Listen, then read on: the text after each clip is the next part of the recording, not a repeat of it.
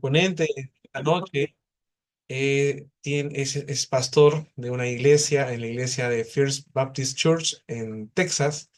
Él ha escrito dos libros, Bautízate y Únete a la iglesia. Está felizmente casado con Emma y juntos tienen pues tres hijos. Sirvió por años en plantación de iglesias y en ministerios universitarios. Obtuvo su maestría en divinidad en Southern, donde también recibió certificados graduados en espiritualidad bíblica y en teología sistemática. Es licenciado en estudios bíblicos del Seminario Bíblico Río Grande y estudió filosofía en la Universidad de Zulia. Sin más, damos la bienvenida al pastor Luis David Marín, quien nos va a traer la exposición en esta noche, en esta masterclass. Bienvenido, pastor. Muchas gracias. Sí, bueno, hoy primero quiero decir que es un privilegio para mí poder estar hoy con ustedes y poder compartir de la palabra de Dios y sobre todo, pues hoy vamos a ver Cristología, ¿no? Profunda y vamos a intentar cubrir en estas 2 semanas, estas 2 días, hoy y mañana, algo que tiene que ver con la encarnación, con la doctrina de cómo Jesucristo es Dios y es verdaderamente Dios y es verdaderamente un hombre y cómo esto tiene sentido, cómo nosotros debemos aprender a confesar esta verdad sin caer en errores y herejías. Eso es lo más importante. Cualquier pastor, cualquier líder, cualquier discipulador debe ver esta clase como algo valioso porque muchas veces van a encontrar la objeción, bueno, ¿para qué vas a estudiar esto?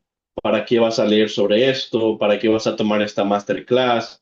Si esas cosas no importan, son cosas muy profundas, filosóficas, nadie al final va a poder lograr entender el misterio de la encarnación. Y si bien eso es cierto, nadie va a entender a la perfección el misterio de la encarnación, esa no es la meta.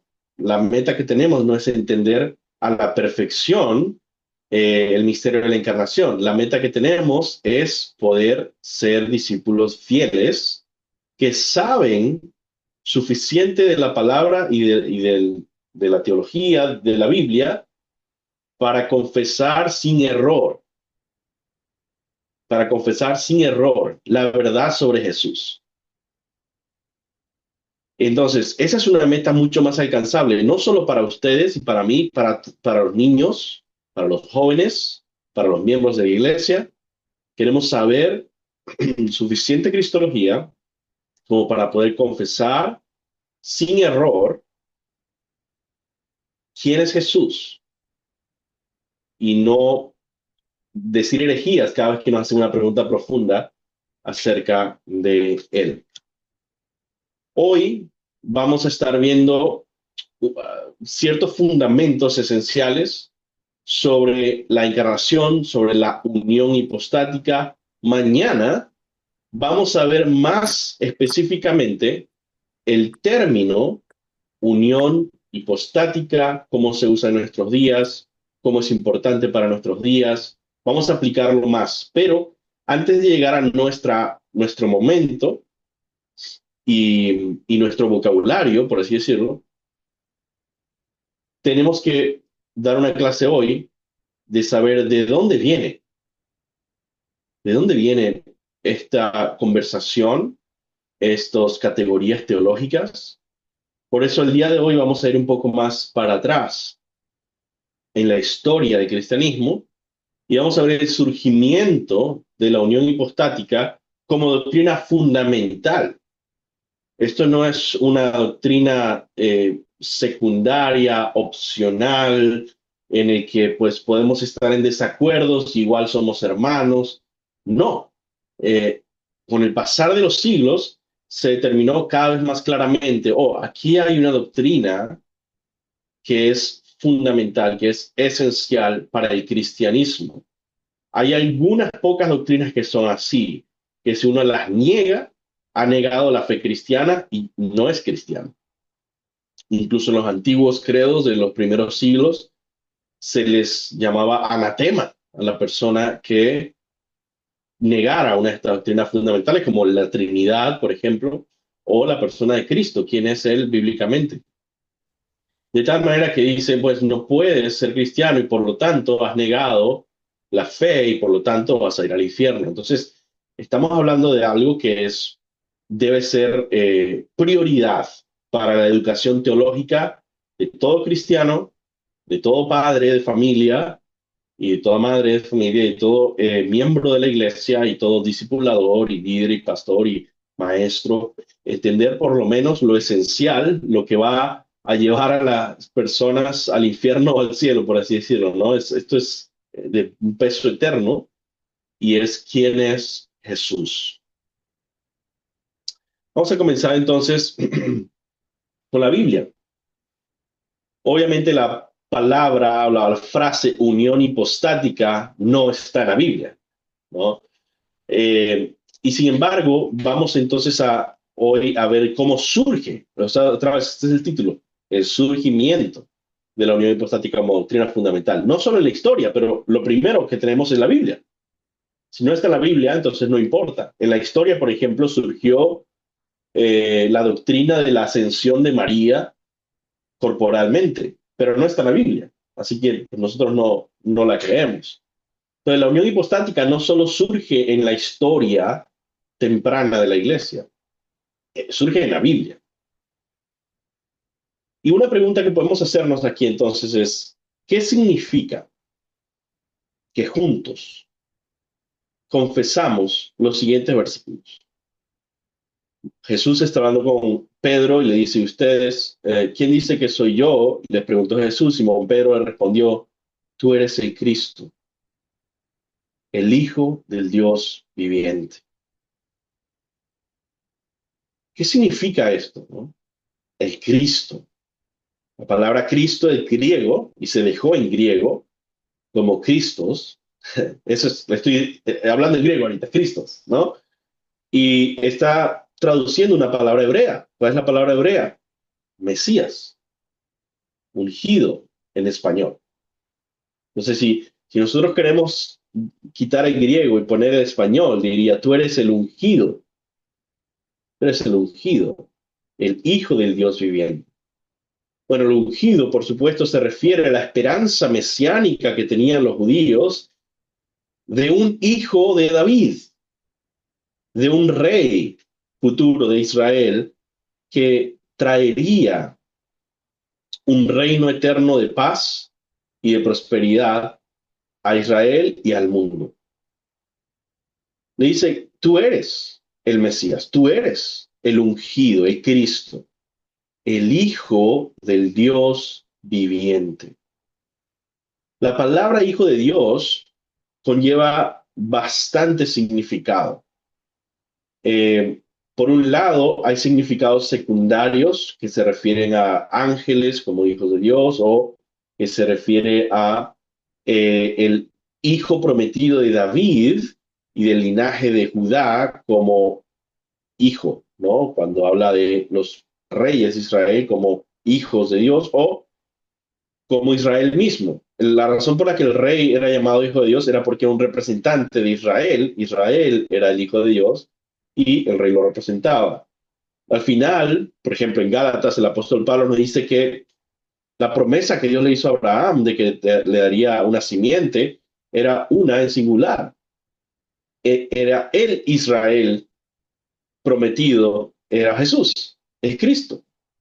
Entonces tenemos muchos significados aquí históricos, bíblicos que trazamos, pero al final llegamos al cumplimiento del Nuevo Testamento y se nos revela que esta frase hijo del Dios viviente, hijo de Dios, no solo se refería a un título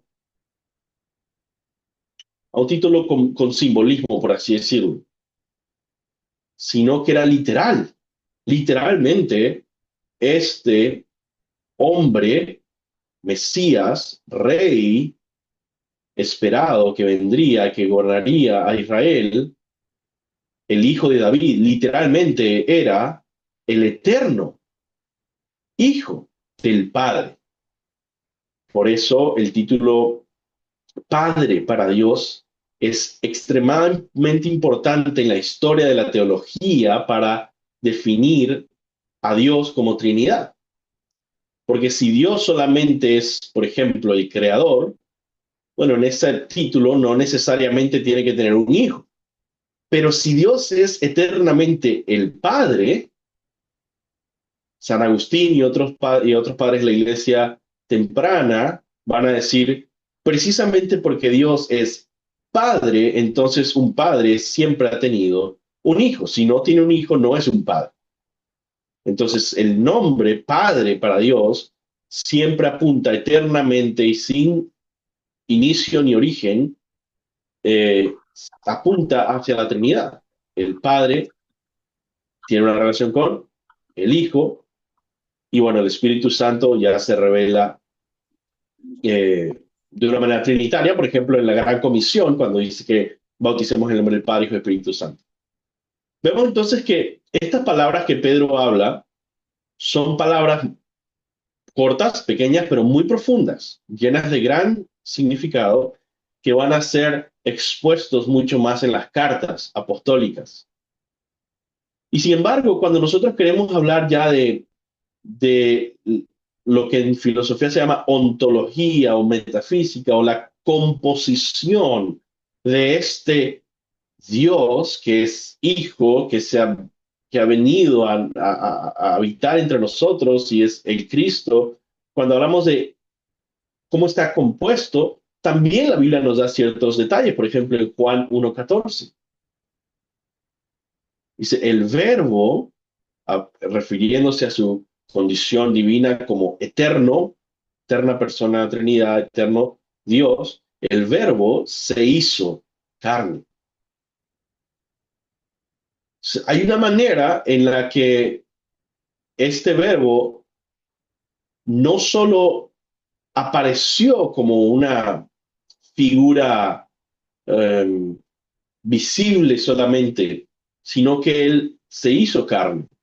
En los primeros siglos, incluso en la época de los apóstoles, por ejemplo, las cartas de Juan, ya había unas ciertas enseñanzas erróneas acerca de este tema, que es lo que se llama el gnosticismo, y en la época de Juan, básicamente los antecedentes al gnosticismo, el proto-gnosticismo, y enseñaban algo que se llama docetismo, viene de la palabra griega dokeo, que habla de apariencia. Entonces Jesús vino en apariencia, decían estos herejes, ¿verdad? En apariencia de carne. Por eso el apóstol Juan dice que aquel que niega que Jesús ha venido en carne es el anticristo. Está refiriéndose a estos herejes que decían que Jesús vino, pero él no se hizo carne. Entonces, eh, seguimos adelante y vemos que el versículo dice, el verbo se hizo carne y habitó entre nosotros. Y vimos su gloria, gloria como del unigénito del Padre, lleno de gracia y de verdad. Muy bien. Vamos entonces a seguir adelante con estos versículos y sin embargo, yo quiero hablar de un versículo más. Si me dan señal de que todo está bien, no sé si creo que hay alguien congelado o no sé si yo estoy congelado. ¿Vamos bien? O sea, me veo, me escuchan en mi Sí, video, mi pastor, parte. le escuchamos. Muy bien, ok. Un versículo más es Marcos 13:32. Marcos 13:32 nos da una pregunta lógica que nos lleva a pensar en lo que vamos a estudiar hoy de la unión hipostática, aunque el próximo día, mañana, vamos a hablar más explícitamente de estos términos, pero hoy queremos ver de dónde surge y surge de la Biblia. Y hay una pregunta importante que hacerse aquí. Marcos 13:32 dice, pero aquel día, el día que Jesús va a regresar por segunda vez, aquel día o aquella hora, nadie sabe, ni siquiera los ángeles del cielo, ni el Hijo, sino solo el Padre. Nadie sabe. Ok, entendemos eso. No lo saben los ángeles. Wow, nos sorprendemos, pero podemos seguir adelante.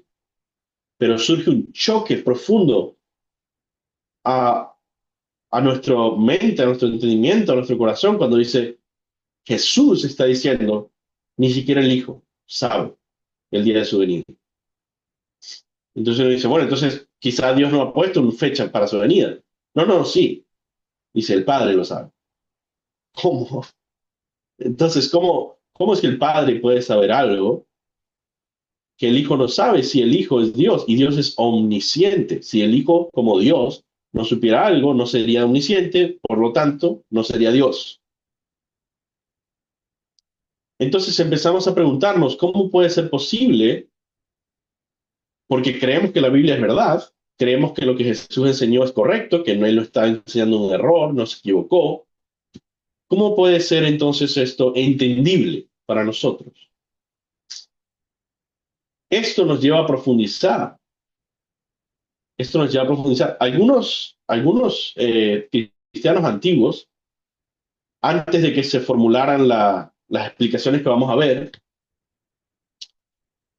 simplemente evitaban este versículo y en los comentarios que tenía, porque muchos cristianos, tenemos muchos sermones de los primeros cristianos, comentarios, obras de teología, pero cuando venía este versículo, algunos de ellos simplemente decían, mira, este versículo Jesús está diciéndoles que él no sabe, pero es para que ellos no le pregunten, pero realmente sí sabe, pero le está diciendo que no sabe. Entonces, como que evitar un poco la complejidad del asunto. Pero cuando tomamos esto en serio y decimos, no, Jesús dice, el Hijo no sabe el día de su venida. Bueno, la pregunta es que tenemos que hacernos es, si Él no está mintiendo y de verdad no sabe, ¿cómo puede ser que esto es verdad al mismo tiempo que decimos que Él es Dios y de verdad sabe todas las cosas y sabe el día de su venida también? ¿Cómo esto tiene sentido? ¿Cómo es esto entendible? Estas dos verdades que parecen contradictorias, están opuestas, porque Dios y la criatura están en lados opuestos de el ser, ¿no? Uno es infinito y uno es completamente limitado, ¿no? Uno es omnisciente y el otro es completamente ignorante, la criatura. Entonces vemos que hay estas dos realidades. Y decimos, bueno, ¿será que Jesús de alguna manera podía experimentar ambas realidades? Y ahí es donde empezamos a adentrarnos en lo que es el misterio de la encarnación. El hecho de que Jesús es verdadero hombre y verdadero Dios. Y que ambas naturalezas tienen propiedades que no son compatibles. El hombre jamás va a ser omnisciente, ¿sabían eso? Se ha dicho muchas veces, bueno, cuando lleguemos al cielo sabremos todas las cosas. Técnicamente no, porque jamás nosotros seremos omniscientes. No seremos Dios eterno. Seremos una criatura en gloria, con cuerpos glorificados, con un entendimiento tan superior que lo compararíamos a la omnisciencia, pero no va a ser omnisciencia. Y al mismo tiempo, entendemos que Jesús, al ser un verdadero hombre, entonces la naturaleza de su humanidad no permite que esa humanidad sea omnisciente. Y entonces alguien aquí en la clase me puede decir, ¿cómo que no? Claro que sí. La humanidad de Jesús era omnisciente. Ok, entonces ya no es un ser humano. Ya no es un ser humano. Y eso es lo que vamos a ver ahorita. El hecho de que varias propuestas y soluciones se pueden tomar, pero que cada una de ellas nos lleva a una herejía histórica. Y por eso es importante estudiar la historia y saber de dónde surgen estas cosas. Porque nosotros tendemos hacia estas soluciones. Y decimos, no, no, yo sí creo que la naturaleza humana de Jesús es omnisciente. Yo sí creo que la naturaleza humana de Jesús es omnipotente. Y entonces vamos a caer en una herejía. Ya lo vamos a ver ahorita. Y si decimos, no, no, no, es que realmente Jesús es el Hijo, él realmente es inferior al Padre, y por eso es que Él no sabe. Bueno, vamos a caer en otra herejía, por supuesto. Y si decimos, no, no, él sí es verdad, mantiene su omnisciencia y mantiene su, como Dios y como hombre mantiene su eh, falta de conocimiento del día y la hora en que llegará, pero a tal punto en el que debemos separarlos porque son tan incompatibles que es como si fueran dos personas. Bueno, caemos en otra herejía. Las verdades centrales que nosotros debemos aprender y enseñar a nuestros hijos y las futuras generaciones, a nuestras iglesias y los discípulos que hacemos, se podrían resumir en cuatro verdades básicas que están en la Biblia por todos lados. Primero, Jesús es verdadero Dios. Jesús es verdadero Dios. Podemos ir versículo y versículo en tantos versículos que hablamos de que Jesús es verdadero Dios. Se puede hacer toda una masterclass de ver cómo en la Biblia una y otra vez se revela que Jesús es Dios. Especialmente en el Evangelio de Juan tiene el propósito, todo el Evangelio de Juan tiene el propósito de revelar a Jesús como Dios. También las cartas de Juan nos dan muy, muy buenas expresiones para esto. Por ejemplo, a primera de Juan 5:7 dice, Él es el verdadero Dios, hablando de Jesús, Él es el verdadero Dios. Segundo, Jesús es verdadero hombre, verdadero hombre. Y esta es la parte que hoy en día puede ser un poco más cuestionada. En los primeros siglos, lo que era más cuestionado era si Jesús era verdadero Dios. Pero todos hoy en día, lo más común es que asuman, bueno, Jesús es Dios. Pero pocos profundizan hoy en día en que Él es verdadero hombre. En el primer siglo eso se da por sentado. Claro que es un hombre. Estuvo caminando aquí, lo mataron los romanos. Tuvo mamá y papá, y tuvo una genealogía, tuvo un abuelo. Él sangró, ¿verdad? Él se cansó, él tomó, él comió. Por supuesto que era hombre. Pero Dios, bueno, entonces vemos estas dos cosas. Hoy en día, pues, claro que Él es Dios, pero porque la tendencia de nuestra época va a encontrar en reconocer que Jesús es hombre, no podemos aceptar versículos como estos que dicen, bueno, el Hijo no sabía.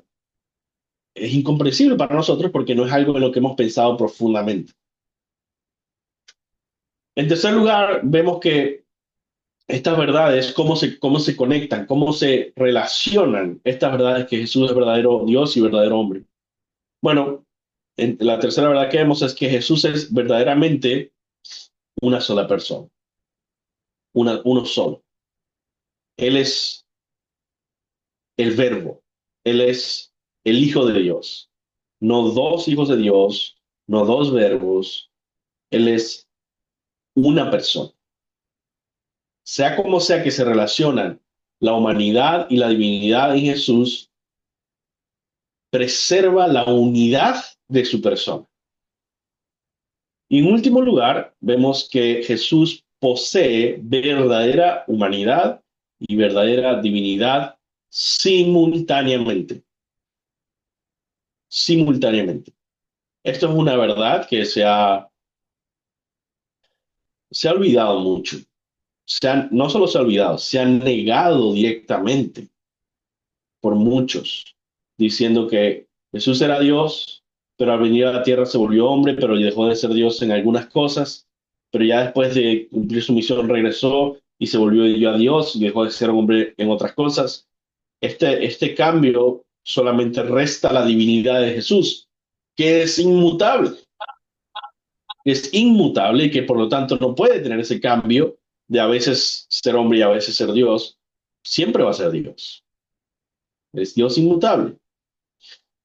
Entonces, de alguna manera, debemos reconocer que Él es verdadero Dios, por siempre ha sido verdadero Dios, en el tiempo se volvió verdadero hombre, y estas dos realidades son simultáneamente ciertas en su única persona.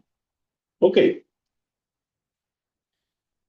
ahora vamos a explorar un poquito de el surgimiento de la unión hipostática como una explicación a esto que acabamos de ver. Estas cuatro verdades. Ok, tenemos estas cuatro verdades, pero ¿cómo lo explicamos? ¿Cómo lo entendemos? ¿Cómo se relacionan las naturalezas de Jesús como Dios y hombre en la persona? ¿Cómo hacemos esto? Entonces, esto es una historia de buenas intenciones. Y esto es importante. Yo quiero no solo hablarle de los hechos históricos, de quién fue Arrio, quién fue Nestorio, quién fue Eutiquio, pero quiero que ustedes entiendan que se parecen mucho más a nosotros de lo que pensamos. Eso es muy importante para mí hoy, que nosotros nos identifiquemos con ellos y digamos, espérate, a veces estudiamos la historia de la iglesia con ciertos hechos aquí y allá y demonizamos a los herejes y decimos, no, pues obviamente yo no soy Judas, no, yo no soy un hereje, yo no... Pero vamos a ver, cada uno de estos hombres eran pastores que predicaban la Biblia, que adoraban al Señor, que vivían con un celo por la santidad y un celo por la teología. Y vamos a ver ahorita, sus herejías vinieron, y esto es importante que lo sepan porque muy pocas veces se los enseñan, ¿ok? ¿De dónde viene, de qué motivación vienen las herejías de estos hombres? De motivaciones muy buenas, de motivaciones muy eh, piadosas y teológicamente celosas por Dios, ¿ok? Creemos muchas veces que las motivaciones de estos herejes eran queremos destruir la fe. No, no, no, no. Ahí está la frase que puse arriba, ¿no? El camino del error y la herejía está repleto de hombres sinceros, con buenas intenciones, que se aferraron a sus propios razonamientos como los apropiados. Y es importante que aprendamos esta lección porque así nosotros no vamos a caer en el mismo error. Estas lecciones, cuando nos identificamos con ellos, aprendemos de que nosotros también podemos caer en eso si somos tercos, necios, cerrados y no humildes. Y por lo tanto, lo que estamos haciendo ahorita al estudiar la historia es un acto de humildad al decir, bueno, ¿será que yo lo entiendo bien? Vamos a ir atrás a ver cómo lo entendieron antes y poder ser informado por esto. En vez de decir, no, yo creo que es así y a mí no hay nadie que me diga, bueno, mucho de esa terquedad y de ese celo santo, ¿verdad? No, es que yo creo que eso está mal y hay que defender esto porque esto es así. Ese celo santo fue el que llevó a los herejes hasta las últimas consecuencias, ¿no? Antes de hablar de los herejes, ¿hay alguna pregunta? No sé, vi algunos mensajes que van por ahí, pero no sé. Y estoy verificando aquí, pastor, dice su hermano Randy, en Filipenses 2:7, se puede decir que Jesús se despojó de ciertos atributos divinos cuando se hizo hombre como la omnisciencia. Excelente pregunta. Ese es precisamente el versículo clave en lo que es la época moderna, que ha propuesto esta teoría que le acaba de expresar. Esto que acaba de expresar es la teoría cristológica conocida como kenoticismo. Kenoticismo, que viene de la palabra kenosis, que está ahí en el griego de Filipenses, que se significa despojó, y es un error, y es un error que, por cierto, ninguno de estos herejes diría, ninguno de estos herejes que vamos a ver compartiría porque dirían, es una locura. ¿Cómo puede alguien creer eso? Es una herejía. Todos estos herejes y todos los obispos de esa época. ¿Por qué dirían esto? Porque si algo tenían en común todos ellos, tanto los herejes como los que no eran herejes en esa época, era que tenían un fuerte y profundo entendimiento de quién es Dios, de los atributos de Dios. de que Dios es inmutable, eterno, simple. Y cuando nosotros tenemos lo que se llama hoy en día el teísmo clásico, ¿verdad? Los fundamentos de quién es Dios, qué es la divinidad, ¿verdad? Y porque ellos sabían también esto, era imposible para ellos pensar en una teoría como el kenoticismo, porque el kenoticismo tiene una perspectiva de Dios tan débil que él puede entonces cambiar, dejar sus atributos por un tiempo. Tienes que negar la inmutabilidad, negar la simplicidad de Dios, negar muchos de estos atributos. Y podemos en un futuro quizás hacer una masterclass sobre el kenoticismo, enseñado sobre el kenoticismo con anterioridad, la historia del kenoticismo y varias cosas. Es un excelente tema porque es demasiado popular en las iglesias. Y entender qué es lo que significa ese texto en Filipenses, ¿no? Y entender que no significa que Dios dejó de tener todos sus atributos activos por un tiempo, sino que tiene que ver algo con la humillación y la gloria de Cristo. Entonces, bueno, gracias por la pregunta. Vamos entonces ahora a estos tres herejes y sus motivaciones. Vamos a empezar con Arrio. Arrio es el hereje más famoso de los primeros 1500 años de la iglesia. El más famoso. Todos interactúan con Arrio. Arrio nació más o menos en el año 256 hasta el 336 después de Cristo. Es decir, fue parte de lo que fue ese tercer siglo y cuarto siglo, en el que se defendió tanto la Trinidad y después la Cristología. Pero en la época de Arrio, el tema fue más la Trinidad, pero era cristocéntrico el debate. Arrio tenía una muy buena intención de defender al Padre y su divinidad y su superioridad única en el que él no se mezcla. Él quería defender esta distinción entre el Padre y el Hijo, ¿verdad? Que el Padre era distinto al Hijo. Y él comenzó una disputa con un obispo que se llamaba Alejandro I, el obispo de Alejandría. Arrio enseñó que el Padre era único en su divinidad eterna. Él tenía un celo por mantener la gloria de Dios Padre, sin que la compartiera con nadie más. Solo Dios es Dios, solo Dios Padre es el Dios verdadero, mientras que para Arrio, Cristo, el Hijo, debía ser diferenciado del Padre. Él no era Dios eterno.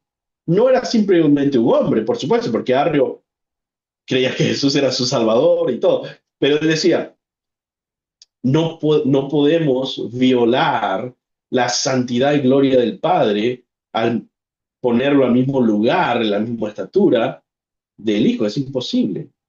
¿Y qué hizo? Dijo, bueno, el Hijo no es de la misma esencia del Padre, él tiene una esencia parecida al Padre. Él es lo más parecido entre todas las criaturas del Padre, lo más parecido a Dios. Por eso Él es supremo a todas las criaturas que existen. Sin embargo, hubo un tiempo en el que el Hijo no fue. Y él decía, bueno, así como un hijo tiene que nacer, pero antes de nacer no había nacido, hubo un tiempo en que el hijo no fue, pero el padre siempre fue. Esto se volvió un gran debate y empezaron a haber una guerra teológica y musical.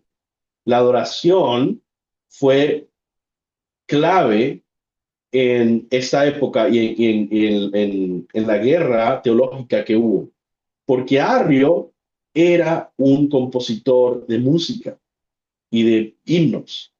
Y por lo tanto se volvió muy popular su himno que decía, hubo un tiempo en el que él no era.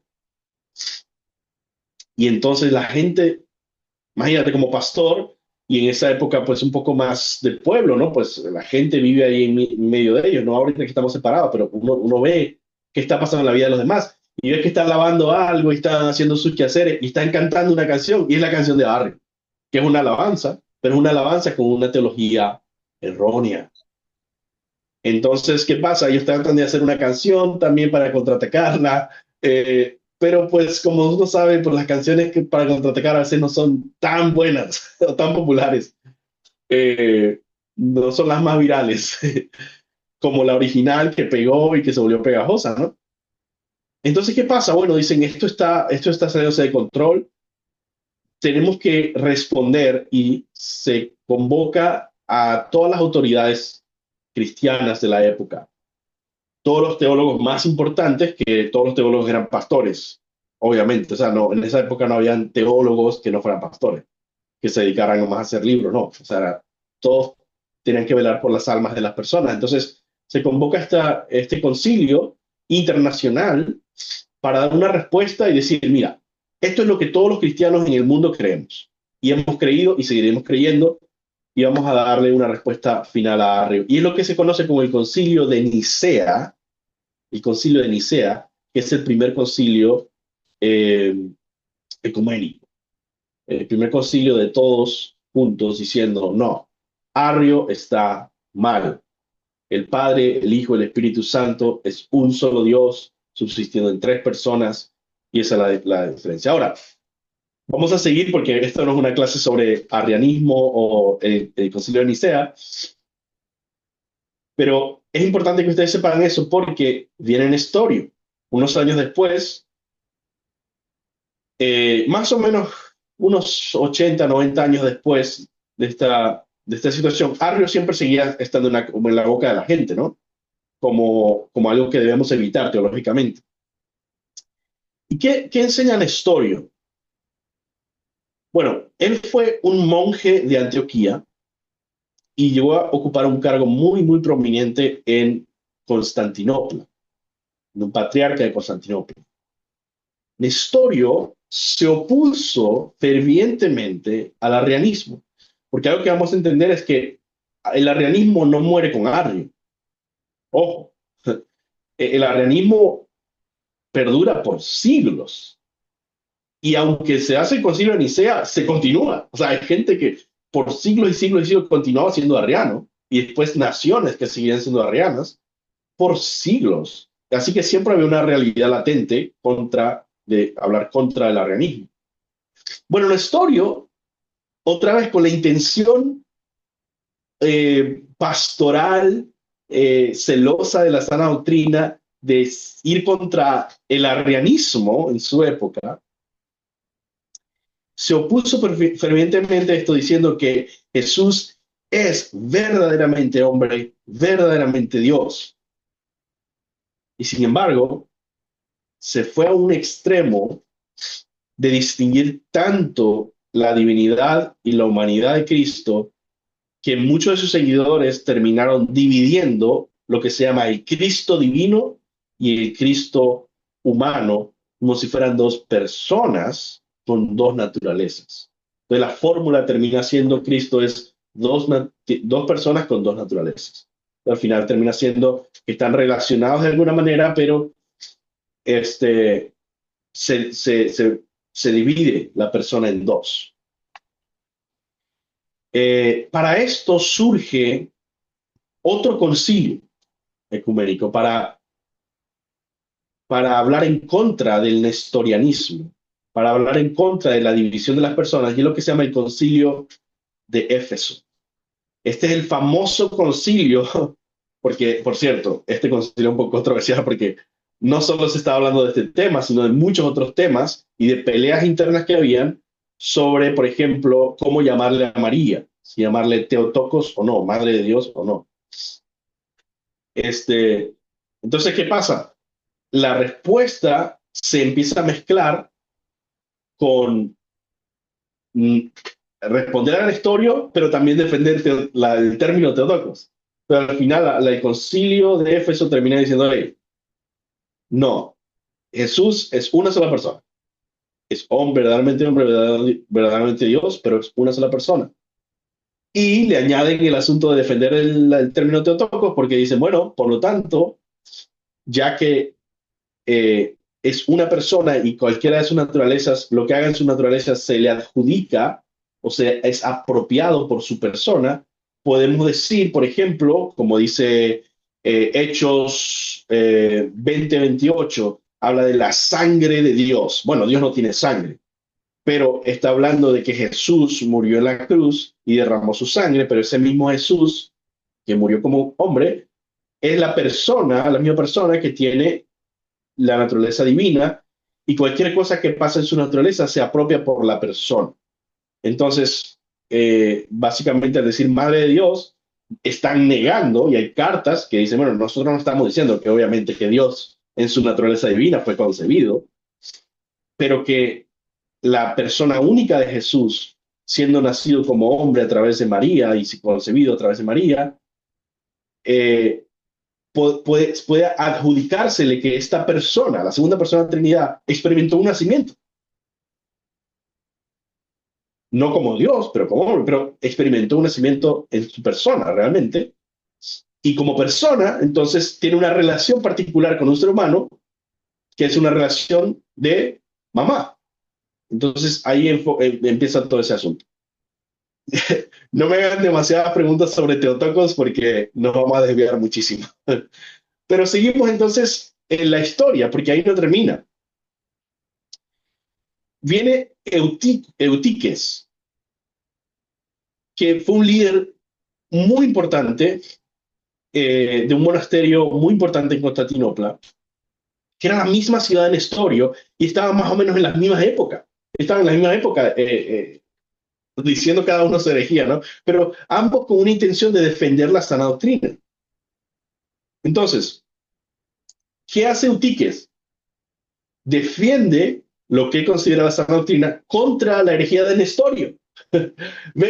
Otra vez, ven lo que estoy diciendo, es que todas estas herejías vienen de intenciones sinceras de no, que tenemos que defender la verdad en contra de lo que está enseñando este hereje Nestorio, pero termina desviándose, ¿verdad? Entonces, ¿qué pasó ahí? Eutíquez se opuso fuertemente al nestorianismo, enfatizando en su enseñanza que Jesús era uno solo y no dos. No, creemos esto, ¿verdad? Sin embargo, terminó siendo acusado, todavía, por cierto, este es un tema de conspiración de que nadie sabe si fue cierto o no, que fue su enseñanza o fueron simplemente sus discípulos, porque no hay evidencias de sus escritos que hablen de esto, pero lo que sí es el eutiquianismo como movimiento teológico y como herejía terminó llevando su nombre y él terminó siendo condenado. Pero lo que sí sabemos es que la enseñanza por la cual el eutiquianismo fue condenada es la enseñanza conocida como monofisismo. Mono es uno, fisismo viene de fisis de naturaleza. Una naturaleza. Quiere decir que Eutiques defendió tanto el hecho de que Jesús era uno. Jesús era uno, no era dos, como Nestorio dice. Él no era dos, es uno. Por lo tanto, él es una persona y ahora tiene una naturaleza, no dos. Pero ¿cuál naturaleza? Bueno, una nueva naturaleza que el proceso de la encarnación produjo entre hombre y Dios, una nueva naturaleza que es la nueva naturaleza de Jesús, el hombre Dios, que es una persona con una naturaleza. Eso es la herejía del monofisismo. Hermanos, esto está tan vigente hoy en día, es tan real. Eh, Pastores que han estudiado en seminarios, que han estudiado maestrías, que han empezado doctorados, todavía no saben esto, ¿saben? Les es lamentable. Y yo encontré una vez un pastor que estaba súper en contra de mí porque él estaba defendiendo que Jesús tenía una nueva naturaleza, no dos. O sea, el monofisismo. Y me estaba llamando a mi hereje y estuvo atacándome, en fin, fue un problema en la iglesia hace unos años. No es donde estoy ahorita, es en otro lado. y era un hombre con muchos títulos, pero que no conocía las cosas básicas de la cristología. Es lo que él enseñaba es monofisismo. Y cuando le pregunto, pero ¿cómo explicas qué sucedió en la encarnación? Dice, bueno, cuando Jesús vino, su divinidad y su humanidad se hizo una nueva naturaleza, me dijo. Dijo, no, eso, eso es súper básico de la historia de la cristología, es monofisismo. No le respondí así, por supuesto, pero le respondí con mucho más amabilidad. Eh, entonces,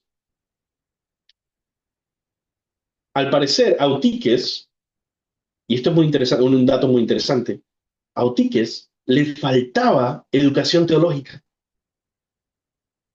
Y a pesar de eso, mantuvo su celo de defender desde su ignorancia lo que él desconocía, por su celo santo de decir, no, es que esto es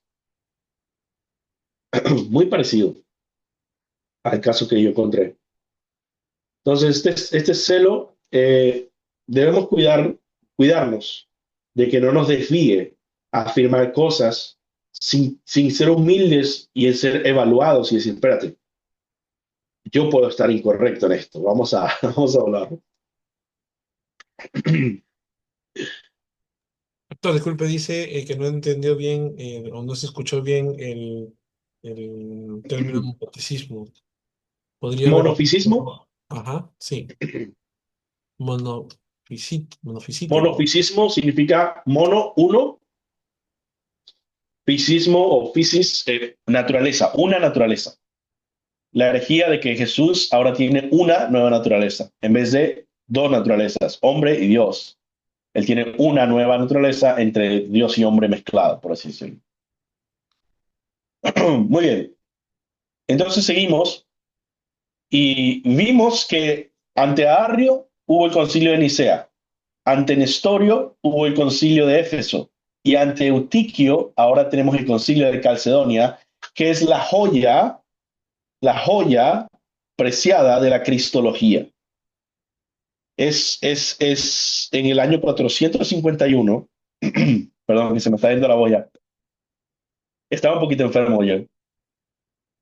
En el año 451 se logra hacer esto que se llama la definición de Calcedonia, porque esto no es un credo, realmente. No es un credo, no es una confesión de fe, es una definición, es una aclaración teológica. ¿Y por qué esto es importante? Porque el concilio, a través de esta definición, ayuda a que todos tengamos un lenguaje común para poder evaluarnos unos a otros. Yo estoy aquí en Texas, en Estados Unidos, muchos de ustedes están en Perú o en otro lado, no sé, y aún así podemos tener un vocabulario en común al enseñar y hablar de cristología y evaluar nuestra cristología, si es correcta o incorrecta, por Calcedonia. Porque Calcedonia decía, vamos a tener un lenguaje en común para resguardarnos de las herejías. ¿Qué pasa si nosotros no compartimos un lenguaje en común? Y decimos, no, yo no quiero saber de Calcedonia, yo no quiero saber de la definición cristológica. Primero, se dificulta evaluar si creemos lo mismo. Hermanos, todos los herejes que les mencioné hubieran dicho, yo creo lo que dijo Pedro. Jesús es el Cristo, el Hijo del Dios viviente. Todos podían decir eso, pero todos creían diferente, tienen una cristología diferente. Entonces, si no tenemos un lenguaje técnico, profundo, no vamos a poder evaluarnos a ver si creemos lo mismo en cristología. Segundo, se puede asumir mucha teología no definida entre nosotros. Se dificulta, tercero, Pastor, Ajá, Pastor, una pregunta, por favor. Le saluda sí. hermano Ramón Sauzol desde Pucallpa, Perú. Este, el concilio de Calcedonia, ¿qué ha definido? Dice, no capté esa parte por tema de de la Ahorita, señal. ahorita les voy a poner el texto y se los voy a leer para que lo vean juntos. Correcto. Voy a poner el texto de Calcedonia, que se puso como la definición de cuál es la relación correcta entre la naturaleza humana y divina en la persona de Jesucristo. Entonces es una pregunta compleja, pero que hay que ponerse de acuerdo para no caer en las herejías que mencioné. Ahorita les voy a poner el texto y se los voy a leer. Pero quería mencionar ahorita estas cosas para decirle, es importante que valoremos el concilio, valoremos la definición que voy a leer, porque si no lo hacemos y rechazamos esta educación teológica y estos documentos históricos, no vamos a poder evaluar bien cuál es la cristología que compartimos o en qué diferimos. Entonces, tercero, se dificulta distinguir con precisión una predicación errada de una acertada. Y cuarto, se puede pasar por desapercibido la inmadurez doctrinal entre líderes y predicadores, como les mencioné. Este líder lleva tantos años de pastor, tantos títulos, y no se había percatado de que tenía un gran hoyo teológico que no conocía de la cristología. ¿Por qué? Porque no se le enseñó nunca el lenguaje que voy a leer ahorita de la definición de Calcedonia. Entonces, yo, si voy a entrenar líderes aquí en mi iglesia, les diría por lo menos lean los concilios ecuménicos y vamos a poder, son bien cortos, vamos a poder discutirlos y vamos a poder tener este vocabulario en común y referirnos a ellos para decir, oye, creo que estás equivocado y no es mi opinión, sino que aquí tenemos un vocabulario en común. Vamos a leerlo entonces. El texto del concilio de Calcedonia va así. Primero del prólogo, quería mencionar simplemente que esto es un texto pastoral. Dice, a fin de que mediante la acción de la gracia de Cristo el Señor, todos nosotros podamos eliminar cada elemento nocivo de las ovejas de Cristo. Entonces, este texto viene de un corazón pastoral. Vamos al texto en sí. Dice, se ha de confesar a un solo y el mismo, perdón, es que no estoy viendo por mi... Ok, ¿pueden ver bien? Espero que sí.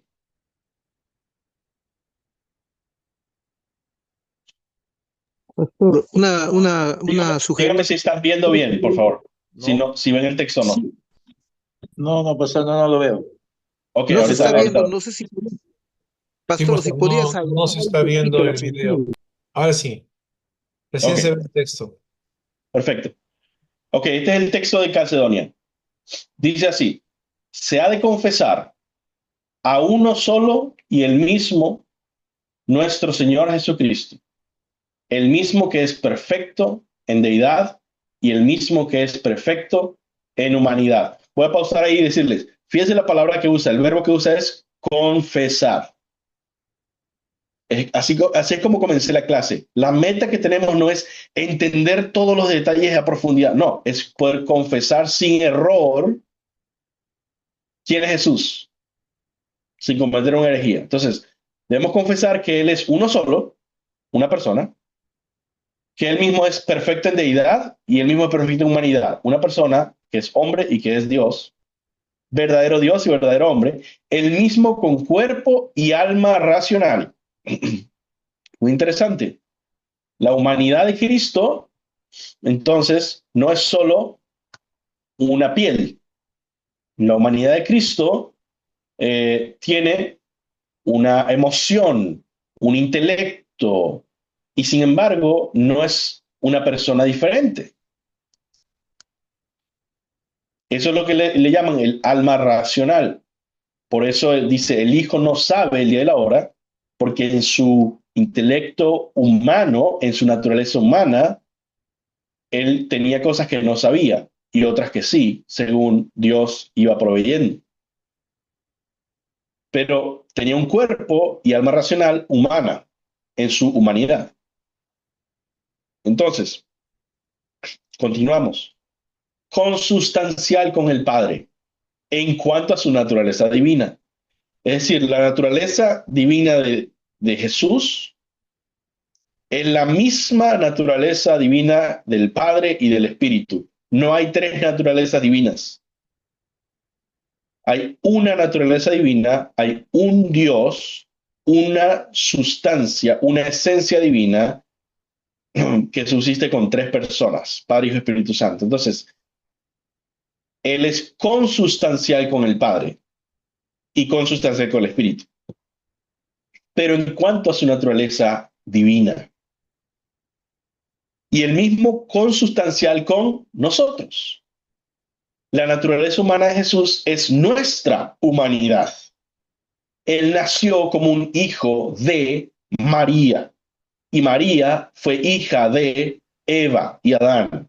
Él nació de nuestra humanidad. No hay una segunda humanidad de un planeta diferente del que nació Jesús. Es nuestra humanidad terrenal la que él tiene. Entonces dice, él mismo consustancial con nosotros en cuanto a su naturaleza humana. En todo semejante a nosotros, pero sin pecado. Muy bien. Continuamos. Engendrado por el Padre en la eternidad en cuanto a su naturaleza divina. Sin embargo, en estos últimos días, este mismo por nosotros y para nuestra salvación, nacido de María la Virgen, la Theotokos, lo que dijimos, en cuanto a su naturaleza humana. Reconocemos a un solo Dios, a un solo y el mismo Cristo, perdón, Hijo, Señor, unigénito, en sus dos naturalezas sin mezcla ni confusión, sin cambio ni mutabilidad, sin división y sin separación.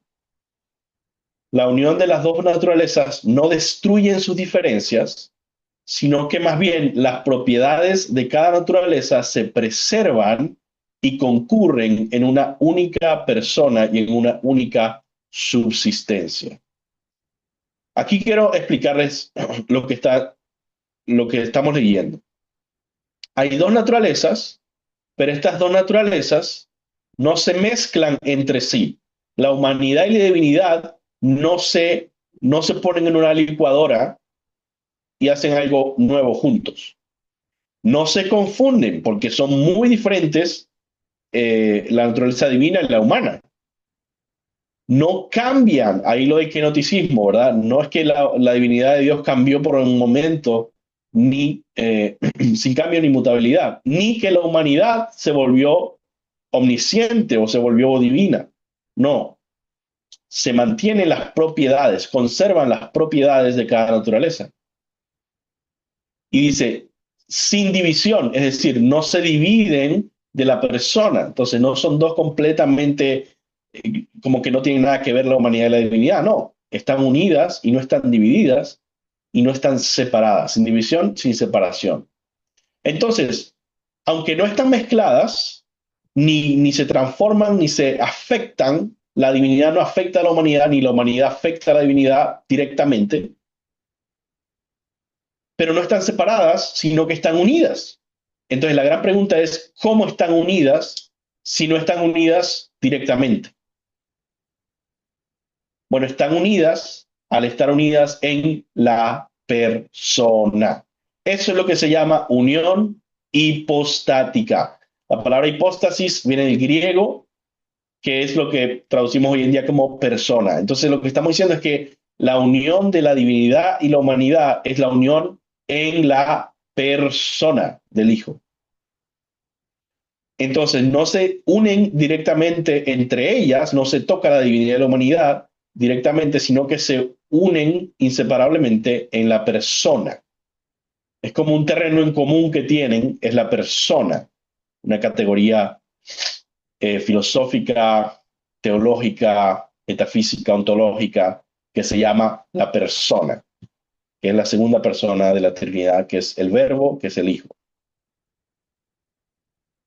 Y termina el texto diciendo, estas dos naturalezas no están de ningún modo partidas o divididas entre dos personas, sino que están en uno y el mismo Hijo, unigénito, Dios, Verbo, el Señor Jesucristo, como los profetas nos instruyeron desde el principio, como el mismo Señor Jesucristo nos enseñó y como el credo de los padres lo ha legado. Muy bien. ¿Cuáles son los puntos centrales que debemos aprender de Calcedonia? Y por cierto, yo sé que esto es muy profundo y por eso les quiero introducir el texto y que ustedes sepan, ustedes lo pueden encontrar en internet. Ustedes ponen Concilio de Calcedonia, pueden encontrar el texto en internet y leerlo y meditarlo por años, si quieren. Y lo que sí debemos aprender hoy es esto. Jesucristo es una sola persona, ¿verdad? Él es uno y el mismo Hijo eternamente y para siempre. Segundo, Jesucristo posee dos naturalezas. Él siempre ha tenido la naturaleza divina y en el tiempo asumió nuestra naturaleza humana como suya, uniéndose a nosotros esencial y personalmente para nuestra salvación. Tercero, las naturalezas se relacionan de una manera específica. Dos naturalezas sin mezcla ni confusión, sin cambio ni mutabilidad, sin división y sin separación. La naturaleza divina y humana de Jesús están unidas de una manera personal. Eso es unión hipostática o unión personal. Cuando la persona del Hijo asume una naturaleza humana, no cambia ninguna propiedad de su divinidad ni de su humanidad. Entonces, no hay una gran transformación de los atributos de Dios cuando el Hijo se hace hombre.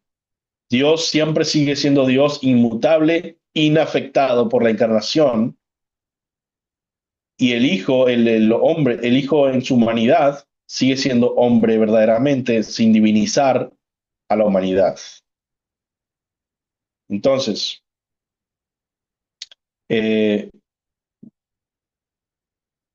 el quinto, la naturaleza divina de Jesús es la esencia misma del Padre. Él es consustancial con el Padre. Y por último, la naturaleza humana de Jesús es la esencia misma de nuestra propia humanidad, pero sin pecado. Entonces,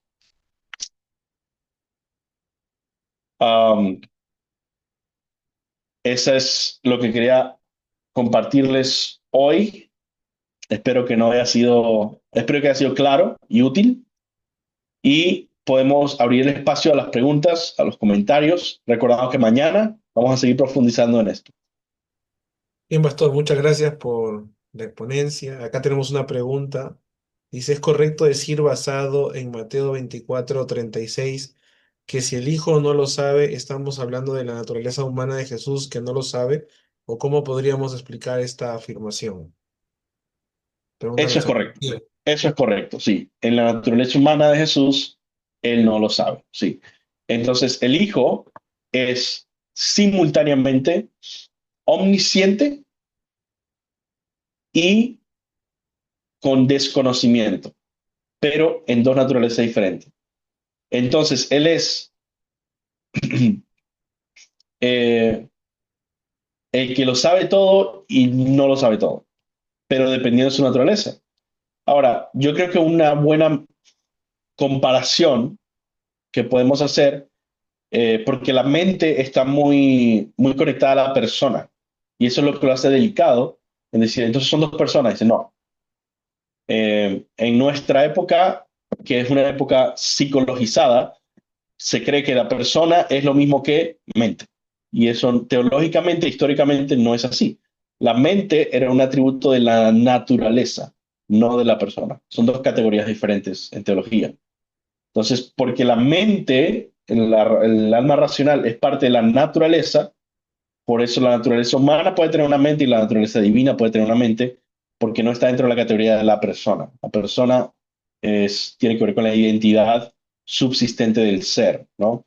Ahora, lo que quería decirles es que lo que pueden compararlo para hacerlo un poquito menos difícil es con otro atributo, ¿no? Por ejemplo, la omnipresencia. La omnipresencia. Jesús, al ser encarnado, habitaba en su cuerpo solamente. Estaba estaba ahí donde su cuerpo estaba.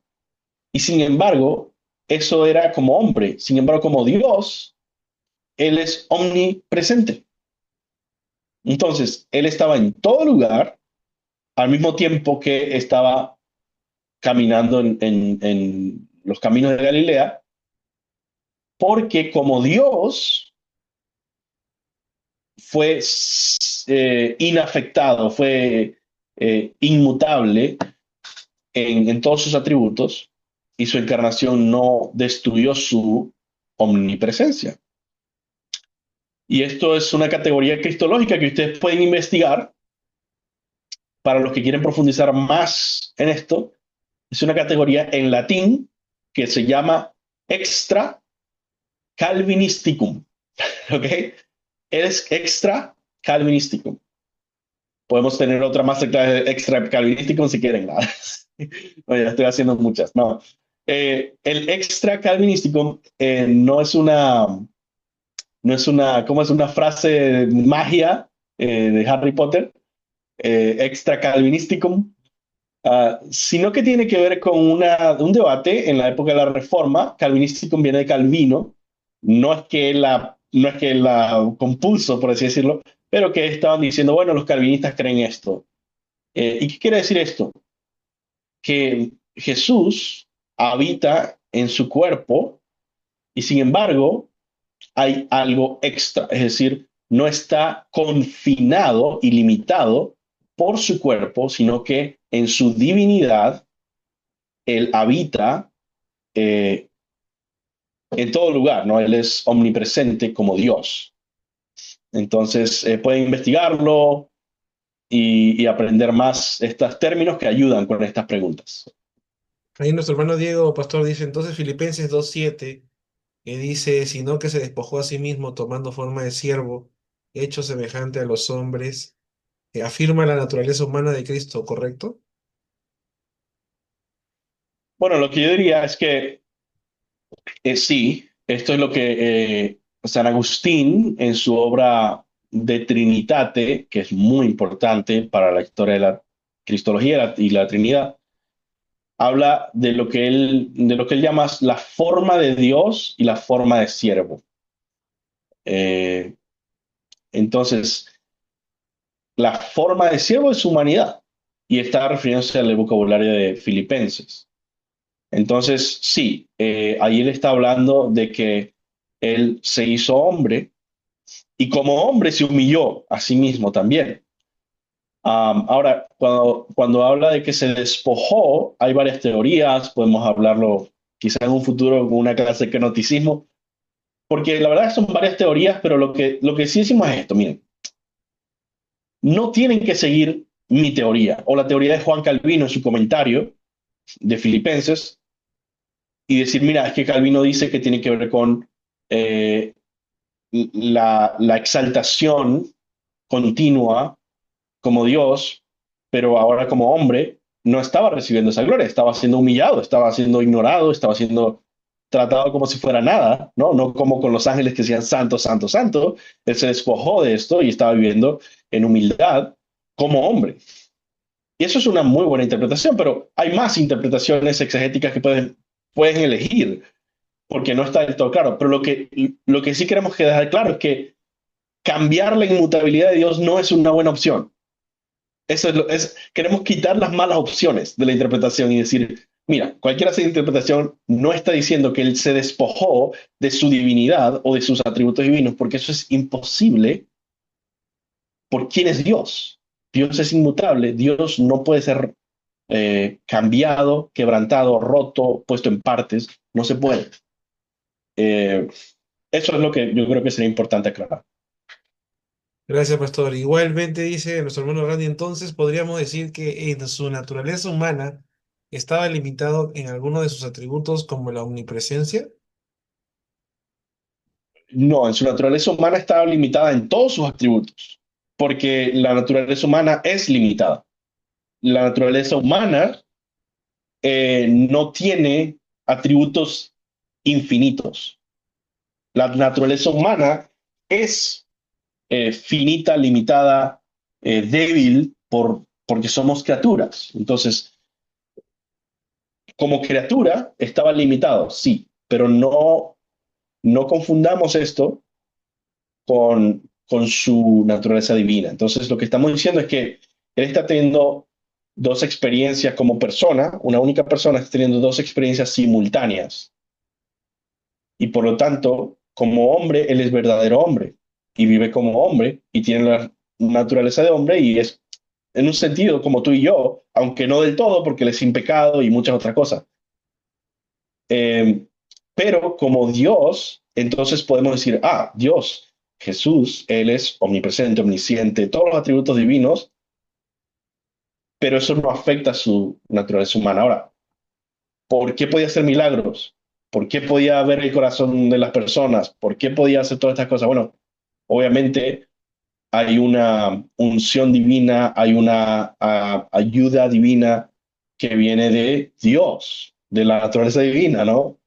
Una revelación divina también profética, ¿no? Como los profetas. Hay una ayuda constante divina um, que otra vez se puede profundizar mucho más esto. No, puedo darle otra categoría si quieres, pero no, por ahorita no. Entonces, simplemente decir, sí, como ser humano siempre mantengamos en mente limitado en todo sentido, porque es un ser humano, es una criatura, y las criaturas no tienen atributos ilimitados. Este, muy Bien. bien. Hay Siguiente. otro comentario, dice hermano Juan Diego, como un adicional al tupib es el extracalvisticum. Ah, no, no. No, no. Hay muchas enseñanzas de la tradición reformada y de la teología sistemática reformada que si te pones a listarlas todas ellas, vas a terminar no con 5 ni con 6 sino con 5.000 puntos, ¿no? Calvinista, no, no. No tienen nada que ver, ¿no? Obviamente los puntos calvinistas tienen un contexto muy histórico, muy específico, que es una respuesta a 5 objeciones arminianas, ¿no? Ellos, los arminianos hicieron la lista, nosotros nomás la respondimos, pero ellos hicieron la lista de decir, no creo en esto, y se respondió cada uno de ellos, y esos son los 5 puntos, aunque no se conoció como tulip en ese momento, por supuesto, pero sí como las doctrinas del sínodo de Dort, ¿verdad? Bien. Otra pregunta del hermano Ramón dice, unión hipostática entonces se puede definir como unión personal de Cristo. Bueno, mañana vamos a ver la definición de unión hipostática, vamos a ir por cada término en griego y en latín, y ya después vamos a tener una definición completa. Pero por ahora, yo lo que diría es, sí, unión hipostática es una unión personal. De Cristo, no sé si me gusta cómo termina la frase, ¿no? Sería la unión personal de la humanidad de Cristo, que es lo único que tiene que ser unido, porque Cristo siempre ha sido Dios. Entonces, básicamente la forma en la que la humanidad fue apropiada por el Hijo fue a través de una unión personal, una unión a través de la persona, no a través directamente entre la divinidad y la humanidad. No se unieron así, sino que se unieron así. Yo soy la persona, no se unieron así, porque si no, se hubieran cambiado, se hubieran chocado, se hubieran confundido, se hubieran transformado, sino que se unieron así, en la persona, y entonces la unión hipostática es la unión a través de la persona en vez de la unión directa. Bien. El hermano Gedalías me pidió, por favor, abrir su micrófono por interno para que haga una consulta directa. Le voy a dar ese pase. Adelante, hermano. Gracias, hermano Lincoln. Pastor, buenas noches. Mi pregunta es en cuanto al nacimiento del Señor Jesús. Sabemos que por esta unión, la concepción y el nacimiento de nuestro Señor fue distinta, ¿no? Y en cuanto a su naturaleza humana, a esa encarnación, Filipenses dice que fue semejante a nosotros, Hebreos dice que como sumo sacerdote fue tentado en todo como nosotros, pero sin pecado. ¿Cómo podríamos nosotros, usando el término que usted dijo, confesar correctamente esa parte humana del Señor Jesús, teniendo en cuenta que nosotros nacimos con una naturaleza caída y hemos sido regenerados, santificados, pero con una naturaleza aún propensa a lo malo, al pecado, en esa lucha interna? Pero ¿cómo era esa parte humana del Señor Jesús, eh, eh, eh, Per- digamos, en Perfecto. su humanidad? Sí, sí entiendo muy bien la pregunta. Gracias por explicarla bien, porque sí podía ser confusa, pero sí la entendí bien. Eh, y yo creo que aquí es algo que pocos profundizamos en esto. La verdad es que la mayoría de los cristianos asumen que cuando hablamos de que Jesús es verdadero hombre y que es como nosotros y que Él tiene nuestra humanidad, que Él, que él experimenta todo como nosotros. Pero eso no es cierto. Eso ni es bíblico, ni es teológicamente e históricamente aceptado. Es decir, Jesucristo era un verdadero hombre. ¿Ok? Eso no quiere decir que lo que yo siento, ¿verdad? Al vivir mi día a día un lunes, él lo siente igual. ¿Por qué? Por lo que mencionaste. Él era diferente en el sentido de que él era sin pecado. Él no tenía, el problema más grande que tenemos nosotros es que amamos el pecado, ¿sabes? Ese es el problema más grande. El problema es que estamos inclinados hacia el pecado.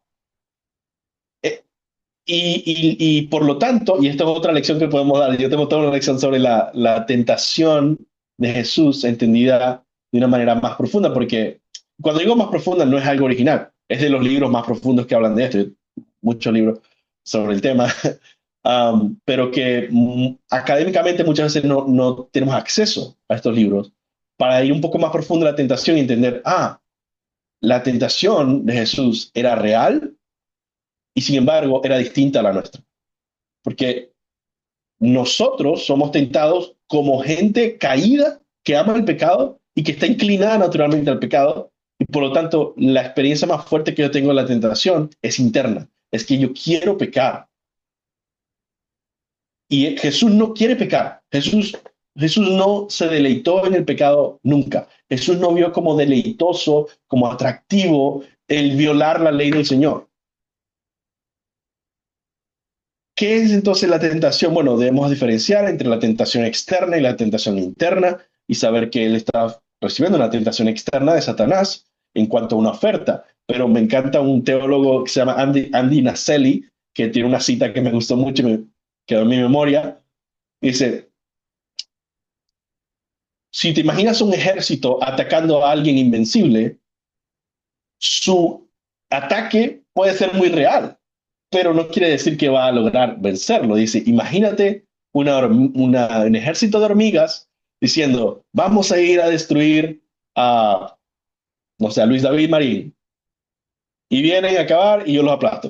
Y dice, bueno, la rebelión y el ataque y todo eso fue muy real, pero no me iba a vencer. La tentación de Satanás hacia Jesucristo fue una verdadera tentación, pero no va a vencer a Dios Todopoderoso. O sea, recuerden Job, ¿no? Satanás no va a vencer a Dios por más que lo intente, pero lo va a intentar. Entonces, esto que te acabo de decir es algo que muy pocos cristianos han pensado sobre la tentación de Jesús. ¿Cuán diferente es de nuestra tentación? Y esto es para ilustrar el hecho de que sí, podemos reconocer sin ningún problema, la humanidad de Jesús fue muy diferente a la nuestra, pero fue una humanidad verdadera, pero fue una humanidad completa. Se cansó, tuvo sed, fue tentado externamente, sí. Eh, Tuvo necesidades, oró, o sea, se entristeció, todas estas cosas que son humanas, pero sí fue muy diferente. Entonces, perdón que cite una canción muy popular de alguien que ya está muy cancelado y vetado y y que ya yo no, ¿verdad? Yo no lo estoy apoyando, pero esta canción muy popular de antes es muy buena en recordarnos esto. No es como yo, no es como yo, Jesús Adrián Romero, perdón, que decía, no es como yo, ¿verdad? Aunque se haya hecho nombre y se llame por mi nombre, no hay comparación, no es como yo. Y así dice la canción. Él trasciende lo que existe y de majestad se viste, no hay comparación. En fin, y sigue hablando diciendo, sí, él es, pero no es como yo. Entonces podemos afirmar, él es verdaderamente hombre, él es verdaderamente humano, y sin embargo, sí es verdad, es un humano único. Así como tú y yo no podemos entender cómo fue la experiencia de Adán antes de pecar en el Edén, no podemos saber, pero él fue un ser humano, ¿ya? Un ser humano muy diferente a nosotros. Bien, hermano, gracias por la explicación. Hermano Randy dice en Filipenses 2:8 afirma que se hizo obediente hasta la muerte, ¿no? ¿Podríamos afirmar entonces que el Hijo se sometió voluntariamente a la limitación humana?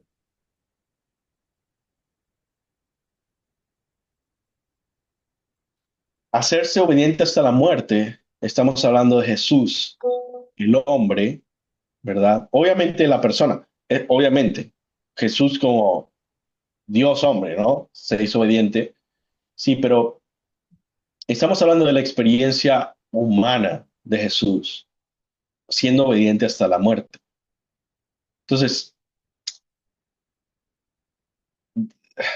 esa parte del verso, esa parte del texto que tiene que ver con la humillación hasta la muerte, no tiene que ver con la encarnación, tiene que ver con cómo Jesús vivió como hombre.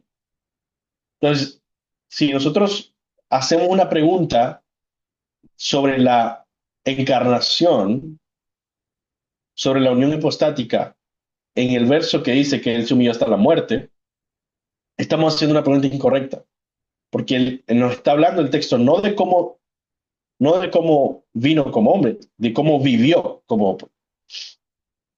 Y como hombre, um, vivió con las limitaciones humanas. Y lo que diría es, no es tanto que, es que otra vez yo lo que quiero quitar de nuestra imaginación esta idea tan popular de que de alguna manera Jesús dejó de ser Dios, por lo menos en algunos atributos, para lograr nuestra salvación. Casi todo lo que les dije es correcto, con excepción de dejar atributos de Dios. Es decir, Él se hizo hombre para nuestra salvación. Él asumió una nueva naturaleza, una naturaleza humana, para morir como hombre, porque Dios es inmortal. Dice así exactamente la Biblia, el apóstol Pablo. El único invisible inmortal, ¿verdad? Y eso creo que lo vamos a ver mañana, la cruz. Como esto, la unión hipostática nos va a ayudar a entender más la cruz. Pero yo diría, sí, mantengamos el contexto de lo que está diciendo el pasaje y decir, bueno, cuando dice que se humilló hasta la cruz, hasta la muerte de cruz, veamos, wow, como hombre tomó estas decisiones de ir más y más y más y más y más en humillación como hombre, para nuestra salvación. Así como tú y yo podemos tomar estas decisiones y decir, no, es que yo vendí todas las cosas y me quedé en la calle y todo para poder predicar a los perdidos, no sé. Podemos decir, wow, tomé decisiones humillantes, difíciles como hombre para vivir para el Señor. Y eso es lo que estamos viendo en Jesús para nuestra salvación. Y por supuesto, porque es la única persona, podemos atribuirlo a Dios en otro sentido y decir como Dios ha sido tan humilde, ¿no? Para tener este plan de redención, para poder, todo estaba planeado, exactamente planeado, ¿no? La voluntad del Señor y decir, wow, cómo Dios se ha presentado a tal humillación por nosotros, ¿no? Y por su gloria. No sé si eso responde, pero creo que mañana vamos a poder seguir meditando en eso y creo que te va a ir ayudando. Y yo creo que me encantan las preguntas porque son preguntas correctas, o sea, son preguntas de personas que están tratando de meditar cristológicamente con las categorías con las que estamos ahora tratando de aprender y acostumbrarnos a usar. Y eso es lo importante. Estas categorías son para usarlas y lo que estamos tratando de hacer ahorita es, y por eso me encantan las preguntas. Mi parte favorita siempre es responder preguntas, hacer esto, porque ayuda a que tú puedas ver cómo se van usando las herramientas que estamos proveyendo. Se usa así, ahora se hace así, ahora se expresa de esta manera. Y así poco a poco entonces va refinando tu cristología. Mañana, ojalá que podamos refinarlo aún más porque ya tenemos la introducción de hoy y así ir acostumbrándose a una categoría cristológica más profunda.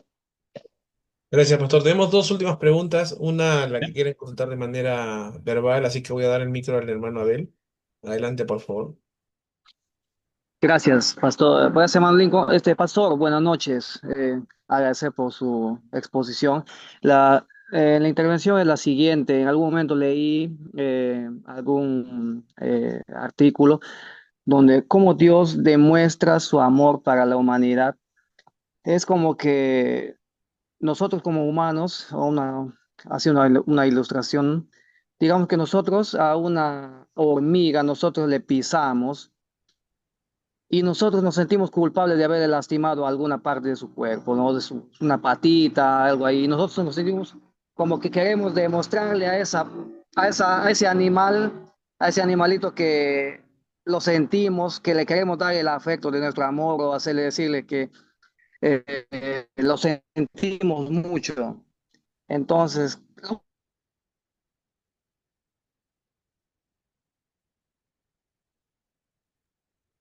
Pero pues se le fue un la poco el... única forma que tú Se puedes te fue el audio hacer un poco. que Puedes, puedes volver a comenzar la pregunta final. entienda es que tú te conviertas en una avispa.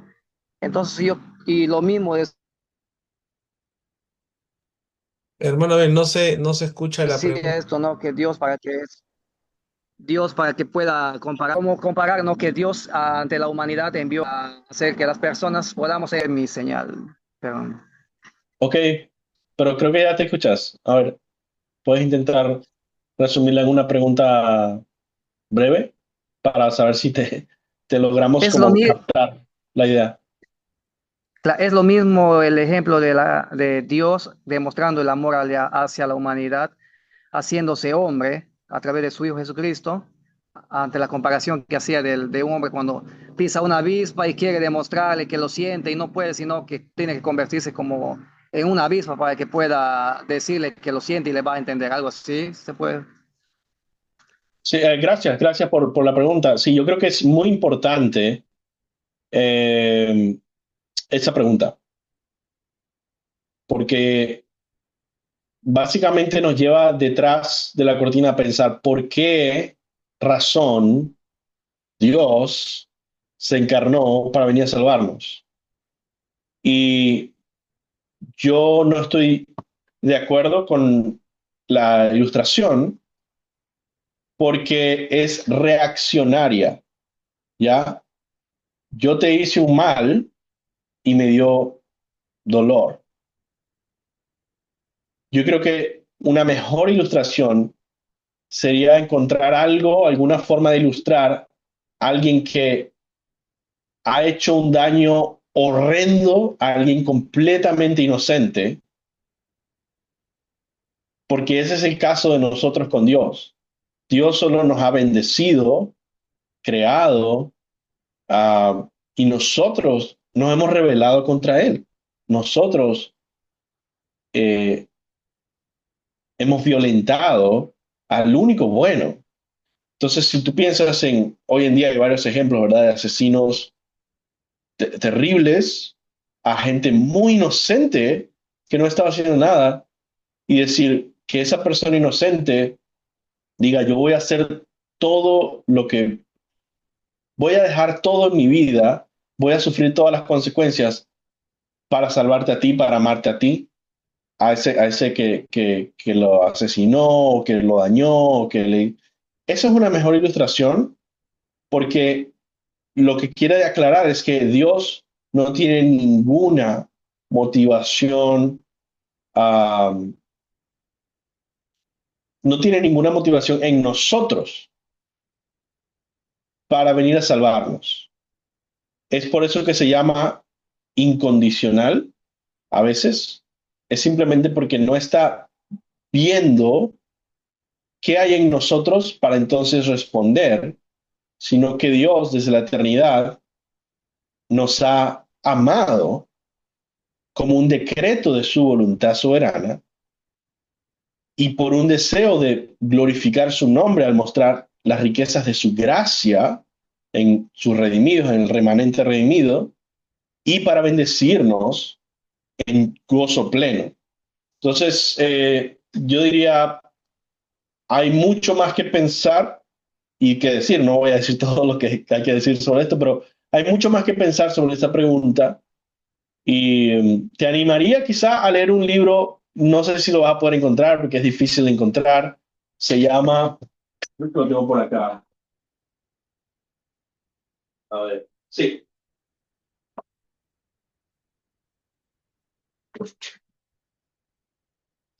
Es de un autor que se llama Donald Carson o D.A. Carson.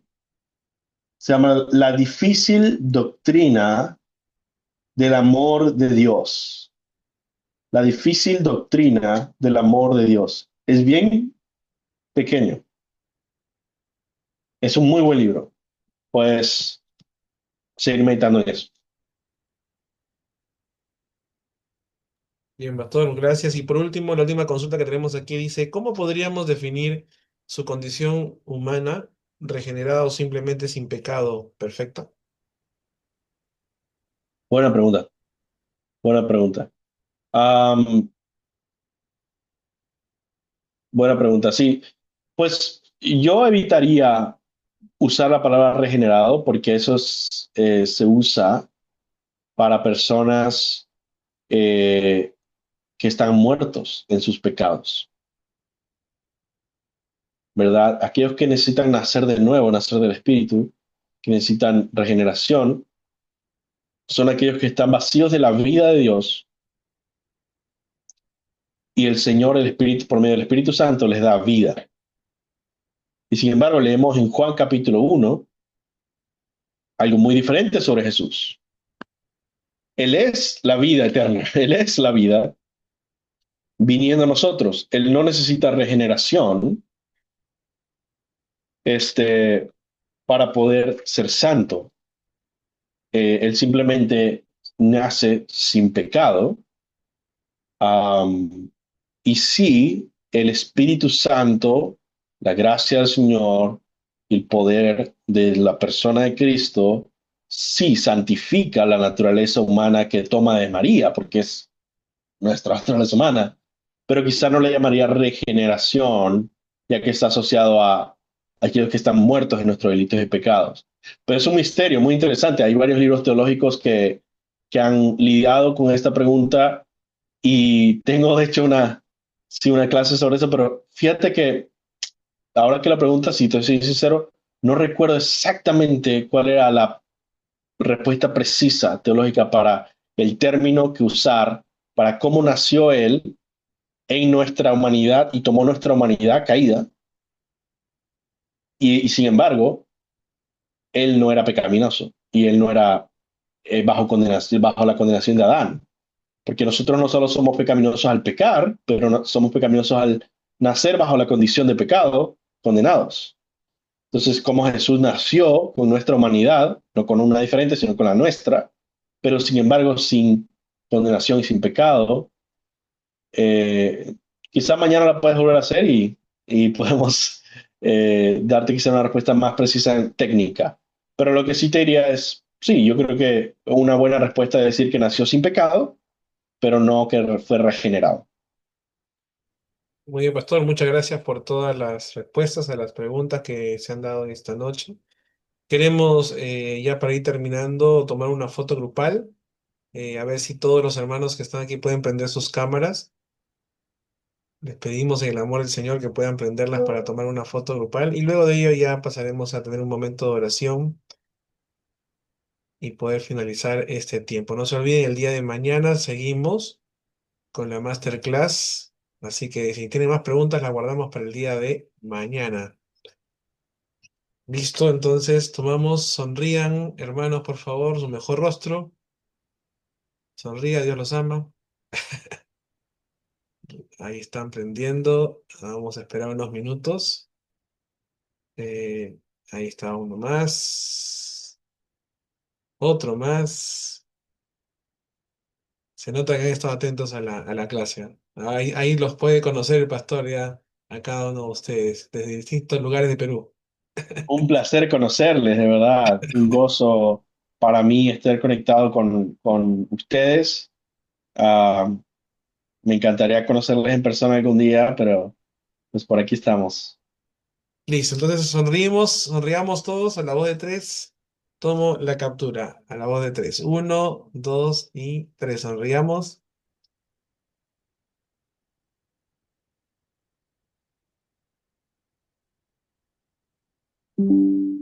Listo. Foto tomada. Muchas gracias por sus cámaras prendidas, hermanos. Ahora sí vamos a terminar con un tiempo de oración y para esto voy a pedir al pastor Luis que nos pueda dirigir pues en una oración final para terminar el día de hoy. Adelante, pastor. Señor, gracias Dios por tu palabra, por la oportunidad que nos das de estar juntos hoy. Gracias porque tu gloria va mucho más allá de lo que nosotros podamos concebir, vislumbrar, entender. Pero venimos ante ti porque queremos gozarnos en ti, porque queremos ser fieles a ti. Y yo te pido que tú le des sabiduría, entendimiento, santidad, amor por ti, discernimiento a cada uno de estos alumnos y a cada una de las personas que podrán ser impactadas al conocer quién es Jesús con precisión fiel. Te pido, Dios, que tú protejas de la herejía a las iglesias, a las familias en Perú y en diferentes lugares de este mundo, Señor, y que la verdad que es clara pueda ser proclamada y traspasada generación tras generación por hombres y mujeres fieles que toman en serio el conocerte y el darte a conocer. En el nombre de Jesús te oramos. Amén. Amén. Muchas gracias nuevamente, pastor, por su tiempo y por darnos pues el mensaje, la palabra de Dios y todos los detalles que hemos tenido el día de hoy.